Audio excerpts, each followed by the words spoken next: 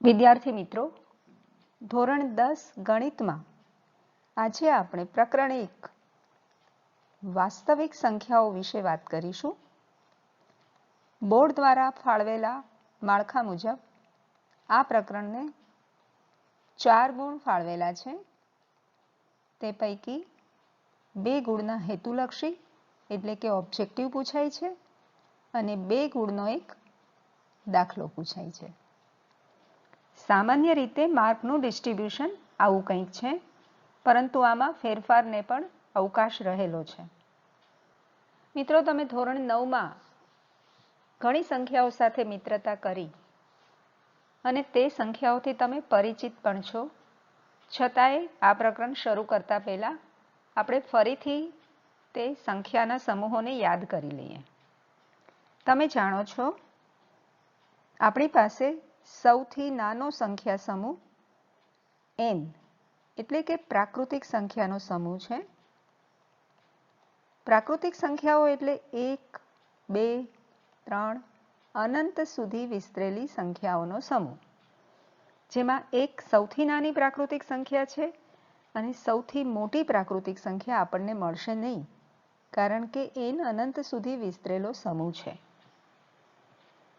હવે ધારો કે આપણે આ ગણમાં શૂન્યનો ઉમેરો કરીએ તો આપણને નવો ગણ મળશે શૂન્ય અને ધન પૂર્ણાંક સંખ્યાઓ એટલે કે 1, 2, 3 અનંત સુધી વિસ્તરેલી સંખ્યાઓ. તેને આપણે પૂર્ણ સંખ્યાઓ તરીકે ઓળખીએ છીએ અને તેનો સંકેત છે W. ફરીથી, જો આ સંખ્યા સમૂહમાં આપણે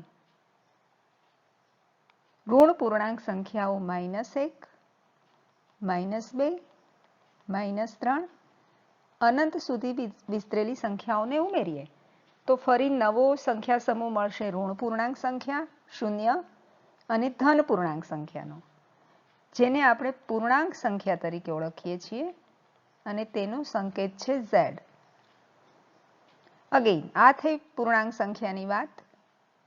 ફરી જો આપણે આ પૂર્ણાંક સંખ્યાઓમાં અપૂર્ણાંક સંખ્યાઓ ઉમેરીએ, અપૂર્ણાંક સંખ્યાઓથી તમે પરિચિત જ છો. ધારો કે તમારી પાસે એક સફરજન છે અને તમે 2 મિત્રો છો. બંને સરખા ભાગે સફરજન ખાવું છે, તો દરેકના ભાગે કેટલું સફરજન આવશે? અડધું અડધું, એટલે કે 1/2, 1/2. ધારો કે તમે 5 મિત્રો છો અને સરખા ભાગે સફરજન ખાવું છે, તો દરેકના ભાગે કેટલું આવે? 1/5, 1/5. ધારો કે તમે એકલા જ છો અને તમે એક સફરજનના એક સરખા 5 ટુકડા કર્યા, તેમાંના 2 ટુકડા તમે ખાધા. એનો અર્થ એ થયો કે એક સફરજનનો 2/5 ભાગ તમે ખાધો અને 3/5 ભાગ બાકી રહ્યો. તો આવી ઘણી બધી અપૂર્ણાંક સંખ્યાઓનો વ્યવહારમાં પણ આપણે ઉપયોગ કરીએ છીએ. આ અપૂર્ણાંક સંખ્યાઓને જો આપણે પૂર્ણાંક સંખ્યાઓમાં ઉમેરી દઈએ તો આપણને સંખ્યાઓનો એક નવો સમૂહ મળશે. પૂર્ણાંક સંખ્યા અને અપૂર્ણાંક સંખ્યાઓનો બંને મળીને જે એક નવો સમૂહ બનાવે છે તેને આપણે સમમેય સંખ્યાઓનો સમૂહ કહીએ છીએ અને તેનો સંકેત છે Q. તમે જાણો છો કે સમમેય સંખ્યા સિવાય અસમમેય સંખ્યાઓ પણ રહેલી છે. આપણે એના કેટલાક ઉદાહરણ જોઈએ તો વર્ગમૂળ 2, વર્ગમૂળ 3, વર્ગમૂળ 4 આપણે લઈશું નહીં, કારણ કે 4નું વર્ગમૂળ લેતા 2 મળે છે, જે એક પૂર્ણાંક સંખ્યા છે, એટલે કે તે સમમેય સંખ્યા છે. વર્ગમૂળ 5. આ રીતે અનંત સુધી આપણને સંખ્યાઓનો સમૂહ મળે, અસમમેય સંખ્યાઓનો સમૂહ. પરંતુ આગળ જેમ વાત કરી તેમ વર્ગમૂળ 9, વર્ગમૂળ 16, વર્ગમૂળ 25 જેવી પૂર્ણ વર્ગ સંખ્યાઓ કે જેનું વર્ગમૂળ પૂર્ણાંક સંખ્યા એટલે કે સમમેય સંખ્યા મળે છે, તેનો સમાવેશ આમાં થશે નહીં.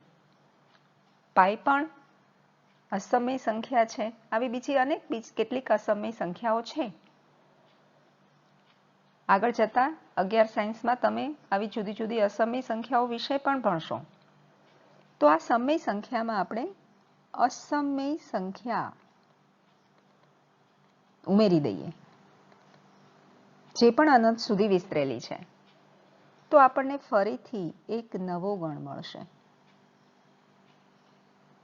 સમય સંખ્યા પ્લસ અસમય સંખ્યા બંને મળીને જે નવો સંખ્યા સમૂહ બનાવે છે તે છે વાસ્તવિક સંખ્યાનો સમૂહ. અને આ વાસ્તવિક સંખ્યાના સમૂહને આપણે સંકેતમાં R તરીકે ઓળખીએ છીએ. Set of real numbers. આપણા અભ્યાસમાં સૌથી સંખ્યાનો મોટો સમૂહ વાસ્તવિક સંખ્યાઓનો સમૂહ છે. મિત્રો, આવતા વર્ષે તમે 11 સાયન્સમાં ભણશો ત્યારે આનાથી પણ એક મોટા સમૂહ વિશે ભણશો. Set of imaginary numbers. કાલ્પનિક સંખ્યાઓનો સમૂહ જેનો સંકેત છે C. અત્યારે આપણે ફક્ત ધન પૂર્ણાંક સંખ્યાઓનું જ વર્ગમૂળ લઈ શકીએ છીએ. આગળ તમે ઋણ પૂર્ણાંક સંખ્યાઓનું પણ વર્ગમૂળ લેતા શીખશો. પરંતુ ધોરણ 10માં આપણું વાસ્તવિક સંખ્યા સમૂહ સુધી જ સીમિત છે. એટલે કે આપણો સૌથી મોટો સંખ્યાનો સમૂહ વાસ્તવિક સંખ્યા સમૂહ રહેશે. મિત્રો, આ પ્રકરણમાં આપણે આ જ વાસ્તવિક સંખ્યાઓ વિશેની ચર્ચા આગળ વધારવાના છીએ. પ્રકરણનું આપણે 4 ભાગમાં વિભાજન કર્યું છે. તેમાંનો પહેલો ભાગ છે યુક્લિડની ભાગ પ્રવિધિ. જરા તમારા માટે આ શબ્દ અજાણ્યો છે, પરંતુ જ્યારે આપણે આ જોઈશું કે આ શું છે આમાં, તો આ જે કઈ વાત છે તે તમારા માટે અજાણી નથી.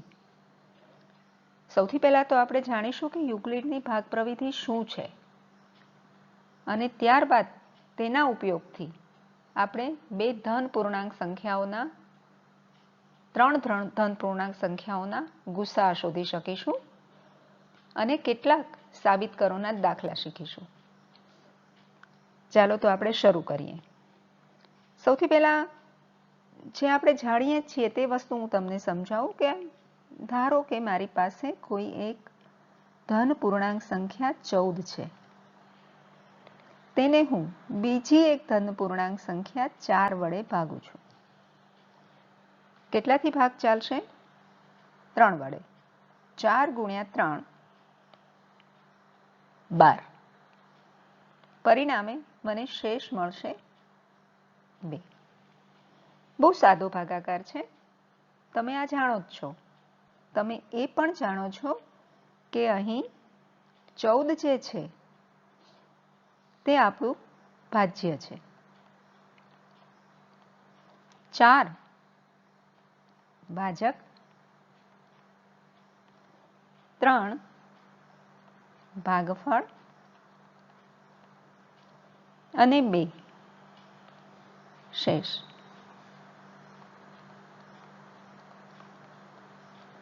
આને તમે આ રીતે પણ લખી શકો. 14 બરાબર 4 ગુણ્યા 3 વત્તા 2. એટલે કે ભાજ્ય બરાબર ભાજક ગુણ્યા ભાગફળ વત્તા શેષ. પરંતુ દર વખતે ભાજ્ય 14 હોય અને ભાજક 4 હોય તેવું ન પણ બને. જુદી જુદી સંખ્યાઓ મળવાની છે, તો આપણે એને એક સામાન્ય સ્વરૂપમાં લખીએ. ભાજ્ય તરીકે આપણે પસંદ કરીએ એક ધન પૂર્ણાંક a અને તેને ભાગીએ એટલે કે ભાજક તરીકે આપણે પસંદ કરીશું એક બીજો ધન પૂર્ણાંક b. ધારો કે તેના ભાગાકાર દરમિયાન આપણને ભાગફળ મળ્યું એક અનઋણ ધન પૂર્ણાંક q. અનઋણ એટલે કે જે ઋણ નથી તેવો, એટલે કે એમાં શૂન્યનો પણ સમાવેશ થાય. અનઋણ એટલે શૂન્ય અને ધન પૂર્ણાંક. આ ભાગાકાર દરમિયાન આપણને ધારો કે શેષ મળે છે r. તો આને આપણે કઈ રીતે દર્શાવી શકશું? જે રીતે ઉપર દર્શાવ્યું છે તે રીતે. a બરાબર બી ક્યુ પ્લસ આર, એટલે કે ભાજ્ય બરાબર ભાજક ગુણ્યા ભાગફળ વત્તા શેષ. અહીં એક વાતનું આપણે ખાસ ધ્યાન રાખીશું કે આપણી પાસે જે આ શેષ વધે છે તે હંમેશા ભાજક કરતાં નાની હશે. તમે શાંતિથી વિચારો, શેષ હંમેશા ભાજક કરતાં નાની હશે. સમજાય એવું છે, કારણ કે જો ભૂલમાં પણ તમે એનાથી એક ઓછી સંખ્યા વડે ભાગ ચલાવ્યો હોત તો આપણને આ શેષ, ધારો કે તમે 2 વડે ચલાવ્યો હોત તો 4 ગુણ્યા 2 8 થાત, 4 શેષ વધત, સોરી 6 શેષ વધત. તો એ વખતે તરત જ આપણને ખ્યાલ આવત કે ભાજક કરતાં શેષ વધી ગઈ તો એક ભાગ વધારે ચલાવવો પડે. તો આ રીતે સાચો ભાગાકાર ત્યારે જ થાય જ્યારે શેષ ભાજક કરતાં નાની હોય. તો આપણી આ કન્ડિશન રહેશે કે શેષ એટલે કે આર લેસ ધેન બી. વળી આ ધન પૂર્ણાંક સંખ્યાઓના ભાગાકાર છે એટલે શેષ શૂન્ય મળી શકે અથવા તો શૂન્ય કરતાં મોટી. તો આ કન્ડિશન કેટલીક વખત આપણને હેતુલક્ષીમાં પૂછાય છે, તો આનો ખ્યાલ રાખીશું. આર માટેની કન્ડિશન છે 0 is less than or equal to r is less than b. મિત્રો, આજ તો છે યુક્લિડની ભાગ પ્રવિધિ, જે આપણે જાણીએ જ છીએ ઓલરેડી, માત્ર આપણે તેને સંકેતોમાં સમજવાનું હતું.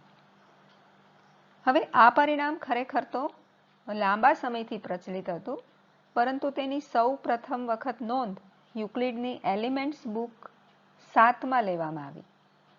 એટલે આ પ્રવિધિ યુક્લિડની ભાગ પ્રવિધિ તરીકે ઓળખાય.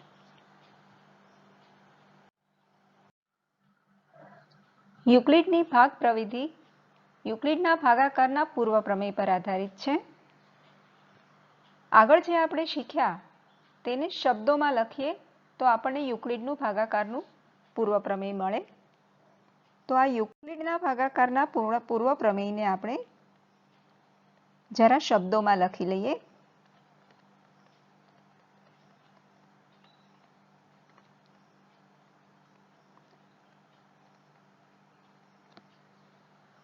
આપેલ ધન પૂર્ણાંકો, આપણે આગળ 2 ધન પૂર્ણાંક ઓલરેડી લીધેલા, એક ભાજ્ય તરીકે અને બીજું ભાજક તરીકે. તો એ 2 ધન પૂર્ણાંકો તમને યાદ છે, એક એ હતો અને ભાજક તરીકે આપણે બીજો ધન પૂર્ણાંક લીધેલો બી. તો તેના માટે અનન્ય અનઋણ, આ પણ આપણે જાણીએ છીએ કે અનન્ય અનઋણ પૂર્ણાંક ક્યુ અને શેષ તરીકે આપણને આર મળેલ. એવા મળે કે જેથી એ બરાબર બી ક્યુ પ્લસ આર થાય. આપણને કન્ડિશન પણ યાદ છે, જ્યાં 0 is less than or equal to r is less than બી.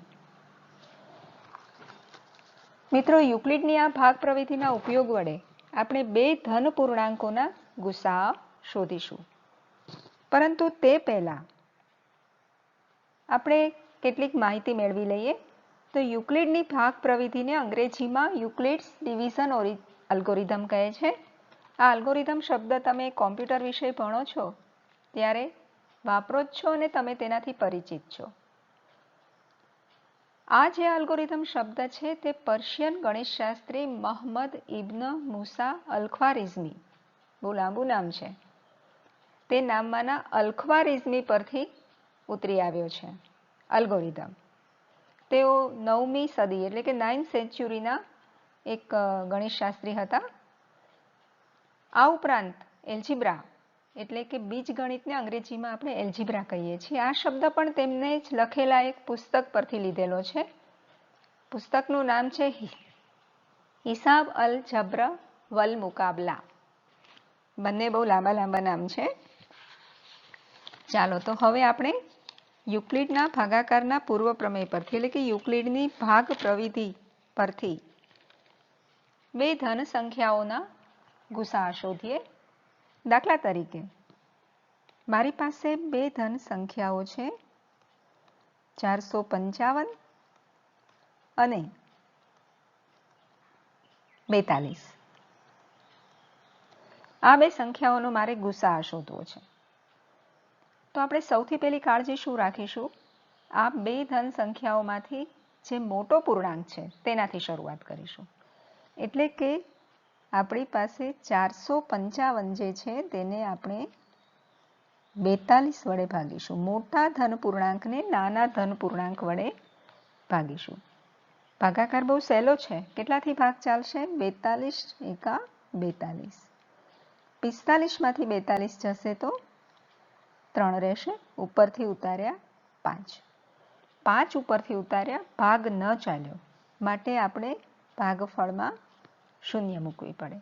કેટલીક વખત આપણે અહીંયા થોડી ભૂલ કરી જઈએ છીએ તો એનું આપણે ધ્યાન રાખીશું. તો આ જે આપણે ભાગાકાર કર્યો તેને આપણે લખી લઈશું ભાજ્ય બરાબર એટલે કે 455 બરાબર ભાજક 42 ગુણ્યા ભાગફળ 10 વત્તા શેષ 35. હવે બરાબર ધ્યાન આપો. શું કરવાનું છે? આ જે 35 શેષ વધી છે તેને આપણે ભાજક તરીકે લઈશું અને 42 જે આપણો ભાજક હતો તે હવે ભાજ્ય બની જશે. ફરીથી ધ્યાન આપો. 35 શેષ હતી તે ભાજક અને 42 જે ભાજક હતો તે ભાજ્ય બની ગયો. ફરી ભાગાકાર આગળ વધારીએ તો 35 એકા 35. 42 માંથી 35 બાદ કરીએ તો આપણને મળશે 7. ફરીથી તેને આપણે લખી લઈએ. ભાજ્ય બરાબર ભાજક ગુણ્યા ભાગફળ વત્તા શેષ. અગેન 7 આપણો ભાજક બનશે અને 35 જે ભાજક હતો તે આપણું ભાજ્ય. તો ભાગાકાર થશે 7 ગુણ્યા 5 35. શેષ મળશે 0. જ્યારે શેષ 0 થાય ત્યારે અહીં આપણો ભાગાકાર અટકી જશે એટલે કે આનાથી આગળ ભાગાકાર શક્ય નથી. તો ફરીથી આપણે આને લખી લઈએ. 35 બરાબર 7 ગુણ્યા 5 વત્તા શેષ. તો ભાગાકારની આ ક્રિયા પૂર્ણ થાય ત્યારે હવે આપણે આના પરથી ગુસા શોધવાનો રહે. શું ગુસા મળશે? તો જે ભાગાકારમાં શેષ 0 મળી છે તેનો ભાજક તે આપણો ગુસા છે. અથવા તો તમે જે આ એક્સપ્રેશન લખ્યું છે તેમાં 0 શેષની ઉપરની જે શેષ છે, ઉપરના એક્સપ્રેશનની જે શેષ છે તે આપણો ગુસા છે. તો આપણે લખી લઈએ ગુસા ગુરુતમ સામાન્ય અવયવ. તમે પરિચિત છો, આપણે ગુસા લસા શોધેલા છે. 455 અને 42 નો ગુસા આપણને મળશે 7. બહુ સરળ છે. થોડું ધ્યાનથી એક વખત ફરી જાતે ગણશો આ દાખલો તો સહેલાઈથી આવડી જશે. વધારે દ્રઢીકરણ માટે આપણે પાઠ્યપુસ્તકનું ઉદાહરણ 1 લઈશું. આપણે રકમ લખી લઈએ. યુક્લિડની ભાગ પ્રવિધિનો ઉપયોગ કરી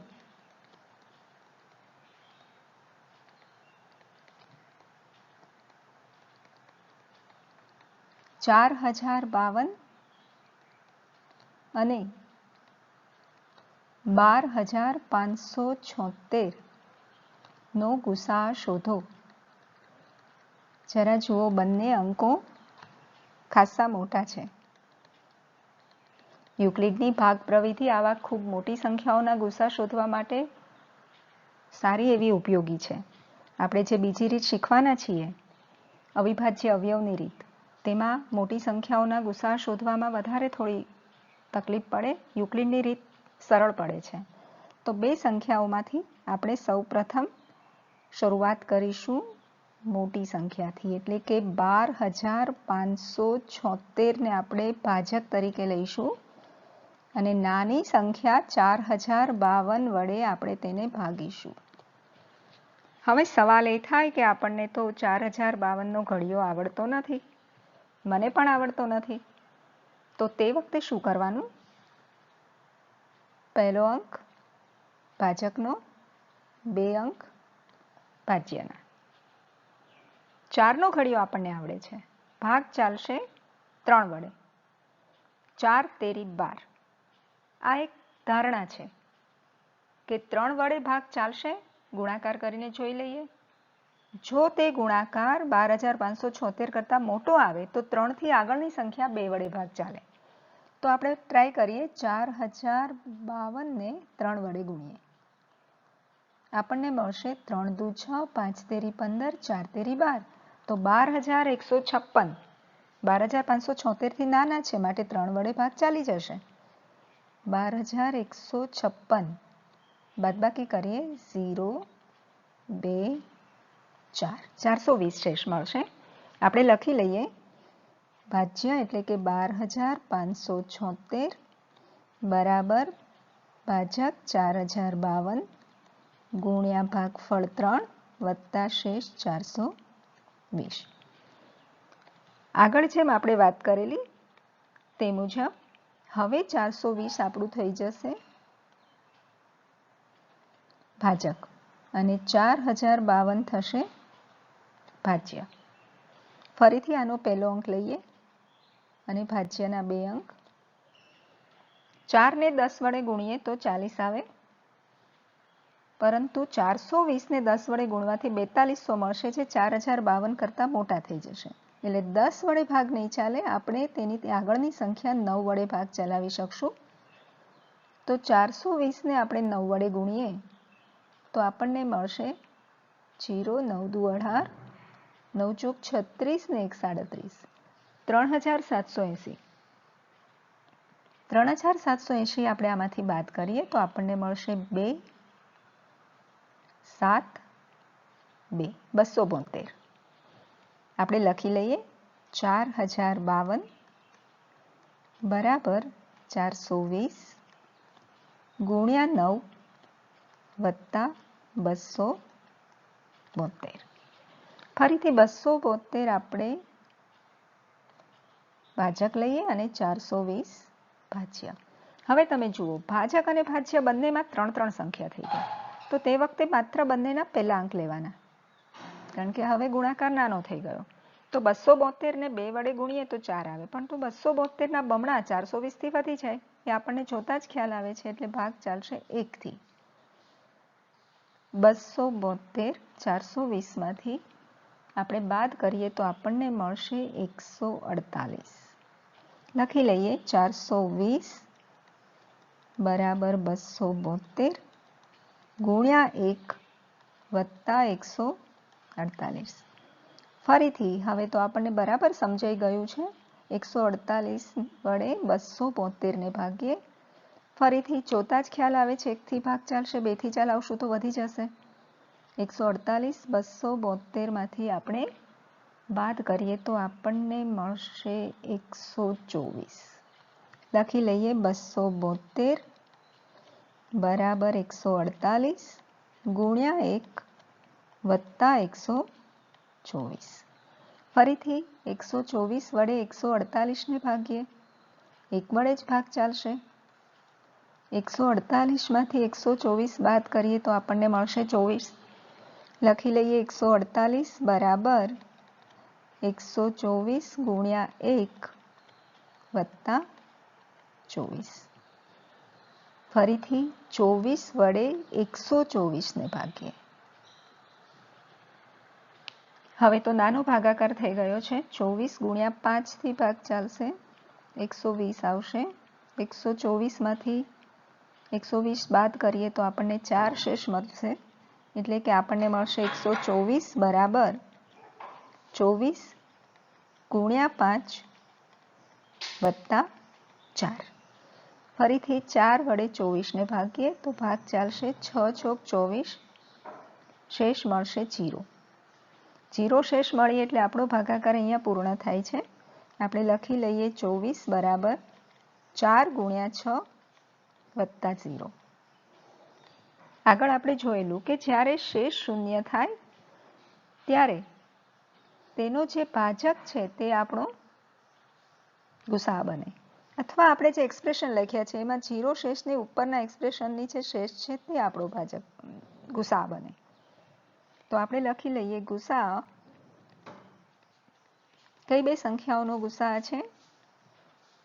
4052 અને 12576. તો આનો ગુસાઅ આપણને મળ્યો 4. બહુ સરળ છે.